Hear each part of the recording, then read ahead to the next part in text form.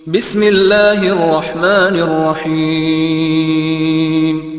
سے پوچھ رہی ہیں کہ کیا عورتیں غیر ضروری بال صاف کرنے کے لیے بلیڈ استعمال کر سکتی ہیں؟ جائز ہے، مگر خواتین کے لیے بلیڈ استعمال کرنا بالوں کو صاف کرنے کے لیے مکروہ اور ناپسندیدہ عمل ہے، خلاف سنت ہے۔ نبی صلی اللہ علیہ وسلم نے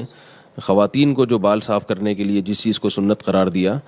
وہ بلیڈ کا استعمال نہیں ہے، پاؤڈر ہے یا کوئی بھی ایسی کریم وغیرہ کے ذریعے بال صاف کیے جائیں۔ جی اگلا سوال اٹک سے عبداللہ پوچھ رہے ہیں کہ جوائنٹ فیملی سسٹم میں شرعی پردے کی تفصیل بتا دیں، یعنی چہرہ، آواز اور کپڑوں وغیرہ کا پردہ کس حد تک ہوگا؟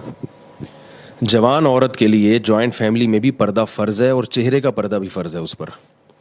البتہ کپڑوں کا پردہ کرنا بہت مشکل ہے، جوائنٹ فیملی میں اگر سب اکٹھے رہتے ہیں تو کپڑے کا پردہ فرض نہیں ہے ایسی صورت میں اگر مشکلات پیش آ رہی ہیں۔ رہا یہ مسئلہ کہ یہ جو بعض دفعہ ایسے ہوتا ہے کہ جوائنٹ فیملی میں کوئی خاتون پردہ کرتی ہیں تو بالکل کمرے میں بند ہو جاتی ہیں اور وہ کہتی ہیں کہ آواز کا بھی پردہ ہے، جس کی وجہ سے جو گھر کے اجتماعی نظم میں پھر بہت زیادہ مشکلات پیش آتی ہیں، کھانا پکانا، یا ظاہر ہے جب سب مل کے رہتے ہیں تو سب کو ایک دوسرے کی خدمت کرنی پڑتی ہے۔ تو وہاں یہ گنجائش ہے، فقہاء نے یہ گنجائش دی ہے کہ اگر کوئی بات کرنا چاہے تو بات بھی کر سکتی ہے دیور سے پردے کے پیچھے، اور اگر سب اکٹھے بیٹھ کے کھانا کھا رہے ہیں،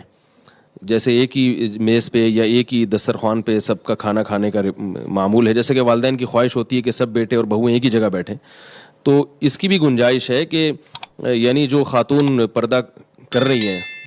تو وہ اسی رو میں بیٹھیں جس رو میں دیور بیٹھا ہوا ہے، درمیان میں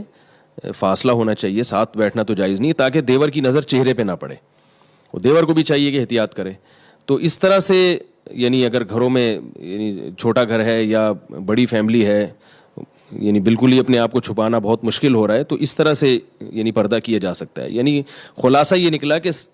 ایسے نہ بیٹھا جائے بالکل آمنے سامنے کہ دیور کی نظر بھابھی پہ پڑ رہی ہے، یہ بالکل جائز نہیں ہے، اور بے تکلف نہ ہوا جائے۔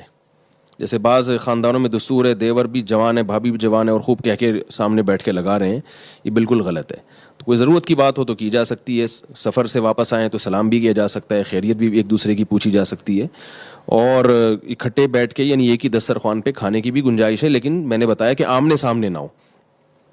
تو جن سے پردہ ہے وہ نامحرم تھوڑا سا فاصلے پر ہوں، اور بالکل چہرے پہ نظر نہ پڑے، ایسی ترتیب سے بیٹھا جائے، تو یہ انشاءاللہ اس میں گنجائش ہے۔